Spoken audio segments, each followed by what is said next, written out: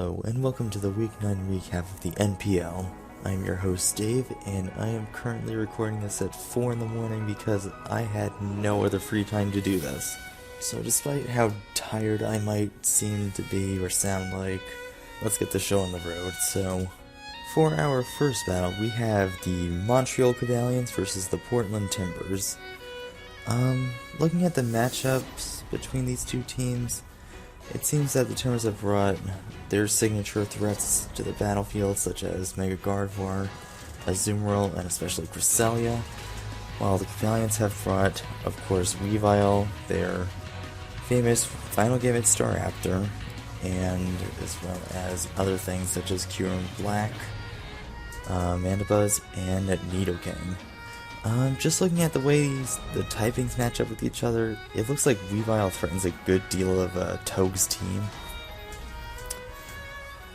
So, that's definitely one thing to keep in mind. Likewise though, Mega Gardevoir can really do a good number against the Cavaliers team if it has the right set of moves, such as, I don't know, Hyper Voice, Thunderbolt, Psychic even. Getting into the battle though, there was a pretty large amount of hacks in this battle. Like, there were T-Waves being thrown around, Slowbro Head Scald, so you know what happened with that. So yeah, I mean, the entire battle was literally filled with hacks, so mostly just from paralysis. Looking at the movesets though, the Timbers have brought Yachiberry Zapdos to do with Ice Beam from Nidoking, or Kyurem Black, so it was pretty good planning on their part. This was actually a pretty close battle in the end, despite all the hacks. I believe it was Toe's Terrakion versus Slowbro and Weavile on the Cavalier side. So, I do think the Cavaliers did a good job of preserving the Weavile until the very end, because that thing would be a very key late game sweeper in order to secure his win. But unfortunately for the Cavaliers, it turns out that the Terrakion on the Timber side was Scarfed, and the other thing that it had was X-Scissor, which could deal with both Slowbro and Weavile very effectively, especially since Slowbro at the end was pretty weakened by the other Pokemon on Toad's team. So it was a very close battle. I definitely think that both teams did a very good job in battling, and as a result, the Portland Timbers walk away with a 1-0 victory. Moving on to the next battle, we have the Washington Charizards versus Manaphy City. Looking at the team matchups, it looks like Manaphy City has brought, I want to say, a mix of physical and special attackers, along with Hippowdon. Hippowdon seems kind of out of place on the team, considering how nothing really benefits from a sandstorm. But I mean, a sandstorm is always helpful for continuous burn damage on the opposing side, I guess.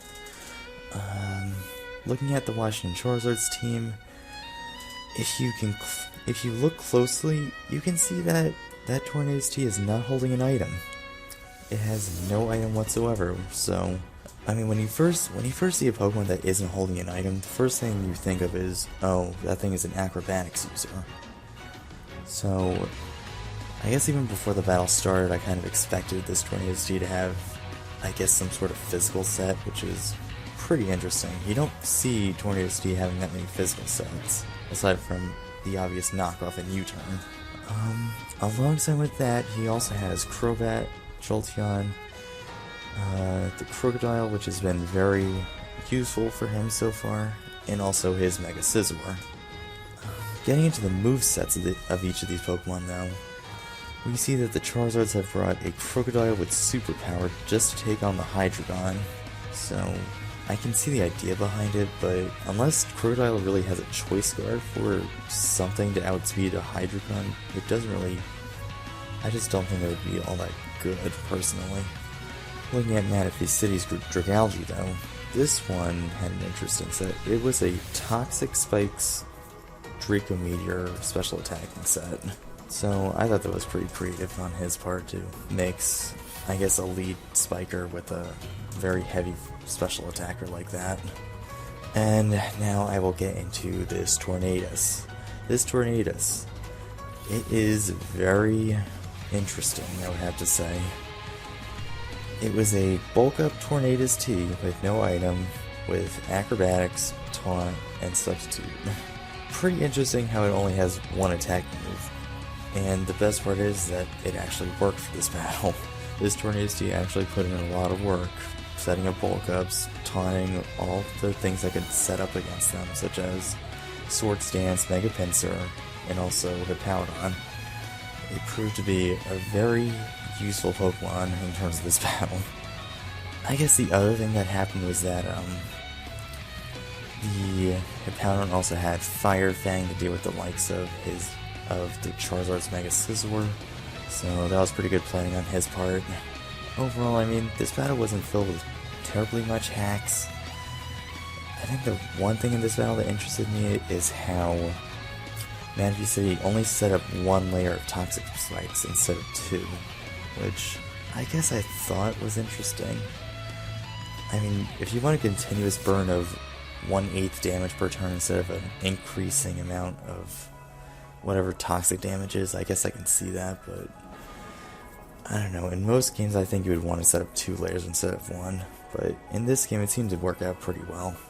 So overall, it seemed that the Washington Charizard's Tornadus T did probably the most work in terms of setting up, pivoting, and also somewhat sweeping some of Manaphy City's team, and that resulted in a 1-0 victory for the Washington Charizards.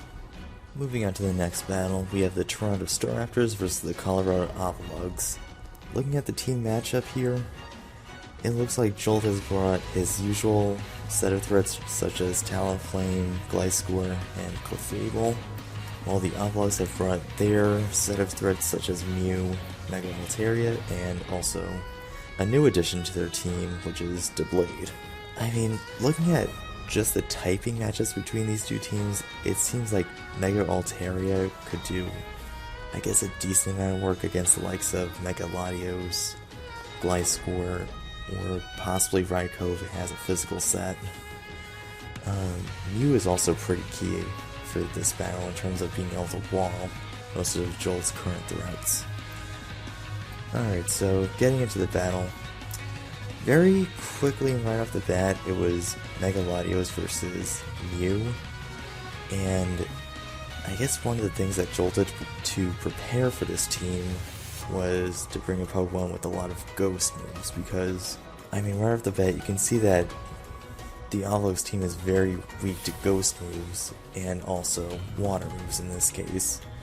So, Mega Latios had Shadow Ball, I want to say Jirachi had Shadow Ball, and these two Pokemon were just continuously able to out-harass the Avalugs team with Shadow Ball and also Water Pulse from Jirachi. Water Pulse was a pretty interesting choice on Jirachi, not just for the confusion hacks, which I like, but I guess also for the type coverage.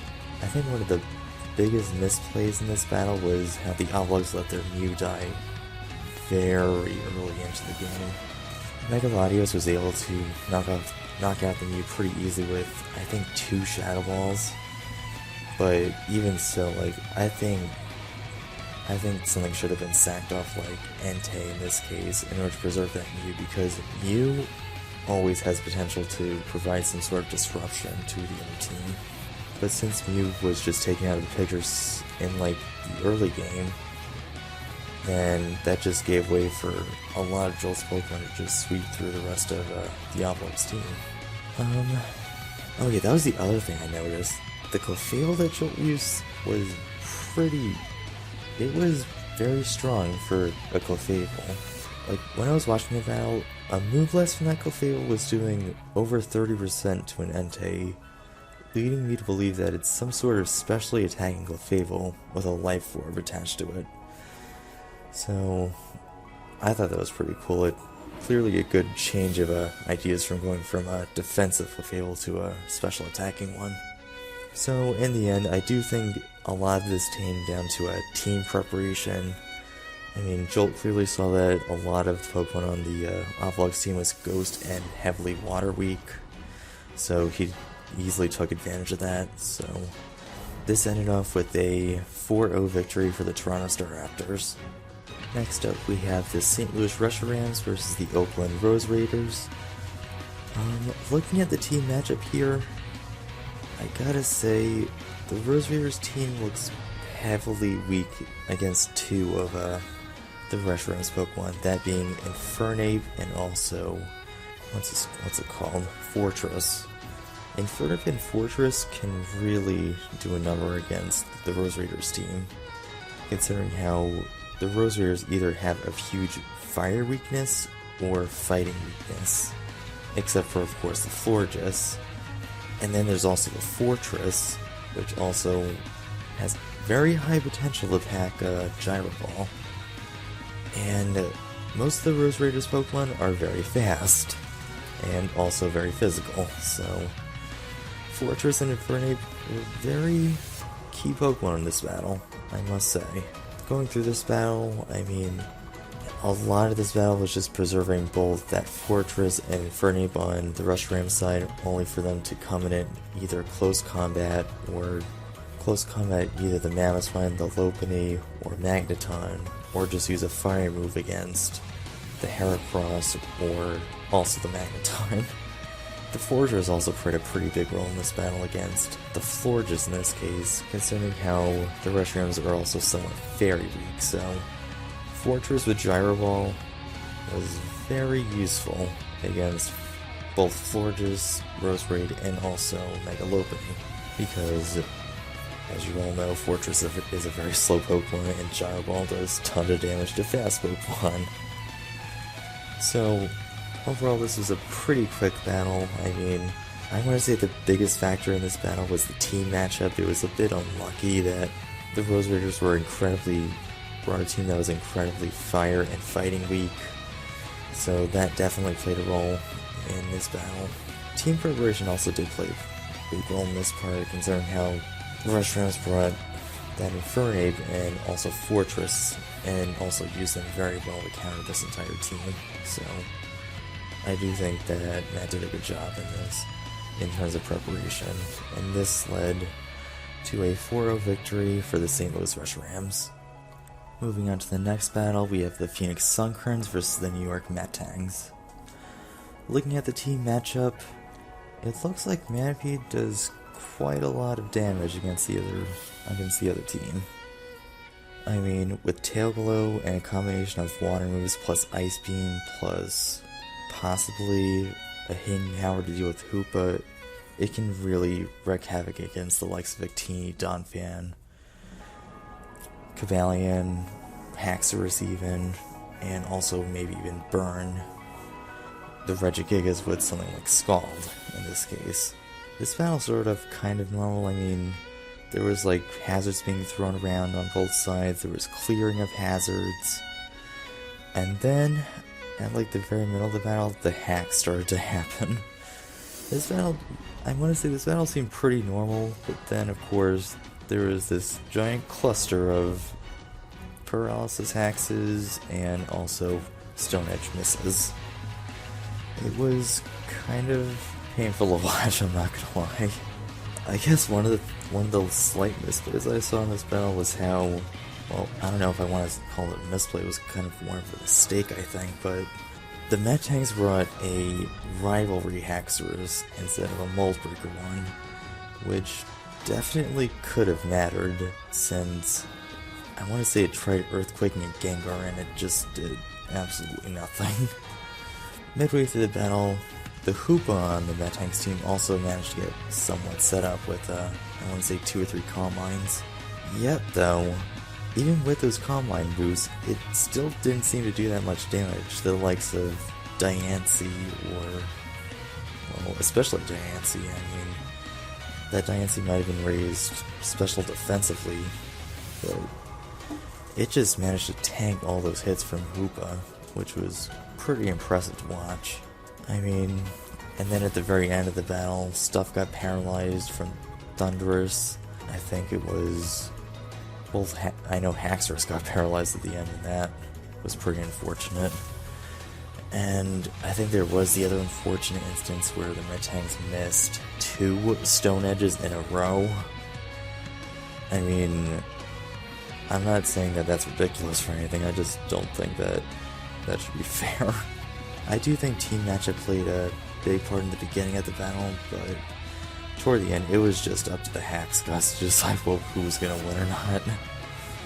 So, in the end, the Phoenix Concurrents walk away with a 4-0 victory. Moving on to the last battle, we have the Atlanta Breviaries versus the San Antonio Swampbirds. In my opinion, this was the most fun battle to watch. I mean, looking at the team matchup, we see a very even set of sweepers along with walls.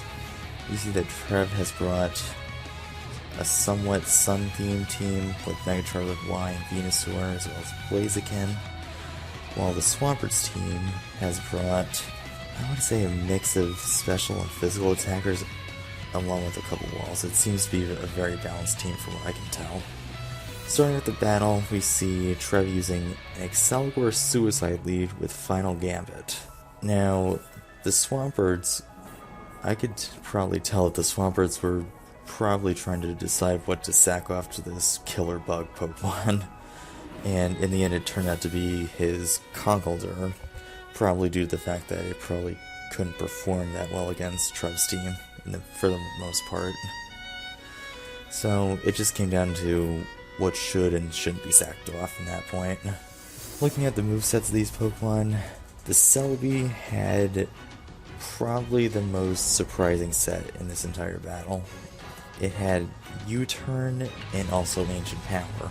Going into the battle though, I mean, it always seemed to outspeed whatever it was up against, such as Hoopa Unbound or even Charizard Y. Now, I don't know if it came down to a roll or not, but it just leaves me to believe that the Celebi that he used is Choice Scarfed, because it just seemed to outspeed everything without any risk of a roll or anything. He seemed to be very confident with leaving that thing in. There weren't really that many entry hazards being thrown around in this battle. It was mostly watching Hyper Offense versus Hyper Offense. I think early on in the battle, Trev tried to use Hoopa Unbound, and it ended up getting U-Turn twice to death, which is really unfortunate, because that Celebi had U-Turn, and Electros also had U-Turn, and that managed to kill off the Hoopa Unbound very quickly.